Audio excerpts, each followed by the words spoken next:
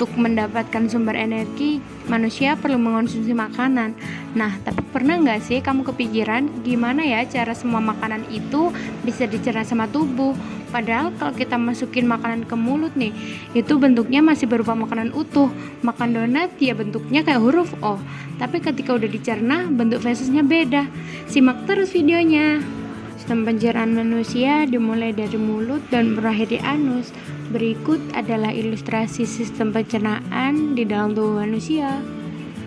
Mulut berfungsi sebagai tempat masuknya makanan dan dimulainya proses pencernaan. Ini karena di dalam mulut terjadi pencernaan secara mekanik oleh gigi dan kimiawi oleh enzim amilase.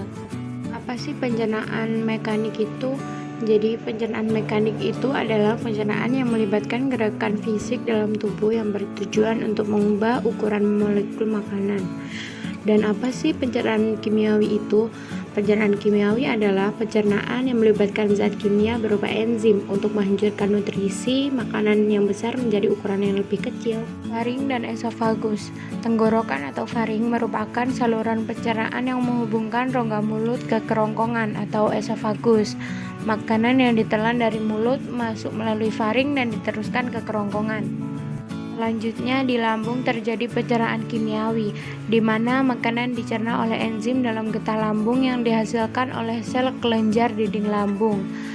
Berikut adalah fungsi lambung, yaitu untuk mencerna protein, untuk menyimpan makanan, kemudian ada mematikan organisme berbahaya yang ada di lambung karena ada asam lambung. Letak pankreas, hati, dan kantung empedu. Hati adalah organ pelengkap dalam sistem pencernaan karena akan membentuk cairan empedu yang diperlukan dalam proses pencernaan lemak. Jadi, kantung empedu fungsinya menyalurkan empedu ke usus halus ya. Nah, kalau pankreas berfungsi untuk memproduksi enzim pencernaan untuk mencerna karbohidrat, protein, dan lemak di usus halus. Selanjutnya ada usus halus. Usus halus merupakan organ pencernaan yang terletak di antara lambung dan usus besar. Nah, usus halus bisa dibedakan lagi menjadi 3 bagian, yaitu yang pertama ada duodenum, yang kedua ada jejunum, dan ileum. Yang pertama ada duodenum, yaitu usus 12 jari. Nah, usus 12 jari ini berfungsi sebagai tempat pencernaan makanan secara kimiawi. Selanjutnya jejunum dan ileum berfungsi sebagai tempat penyerapan sari makanan atau zat gizi sederhana.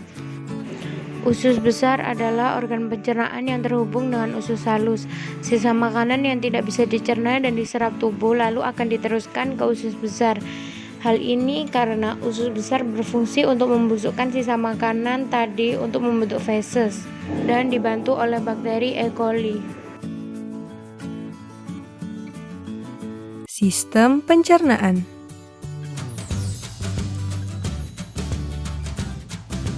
Pencernaan dimulai di dalam mulut.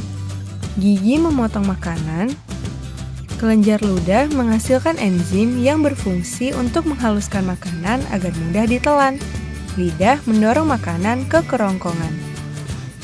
Di kerongkongan, makanan didorong dan diremas agar masuk ke dalam lambung. Proses ini terjadi selama 5-6 detik. Lambung memiliki 3 fungsi.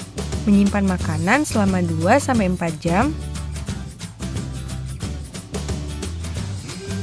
melumatkan dan mencampur makanan dengan aneka enzim dan cairan asam lambung, memasukkan makanan ke usus kecil hingga lambung kosong kembali.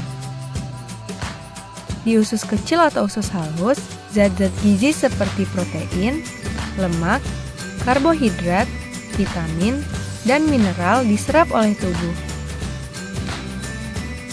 Pankreas menghasilkan enzim, dan hati menghasilkan empedu. Enzim dan empedu itu membantu pencernaan dan penyerapan makanan di usus kecil. Bentuk usus kecil seperti pipa yang berdiameter 3-5 cm. Panjang usus kecil antara 6-8 meter, lebih panjang daripada tubuh kita. Sisa-sisa pencernaan yang tidak dapat digunakan tubuh masuk ke usus besar. Di usus besar, air dan mineral diserap sampai habis. Sisa-sisa itu lalu masuk dan berakhir di anus.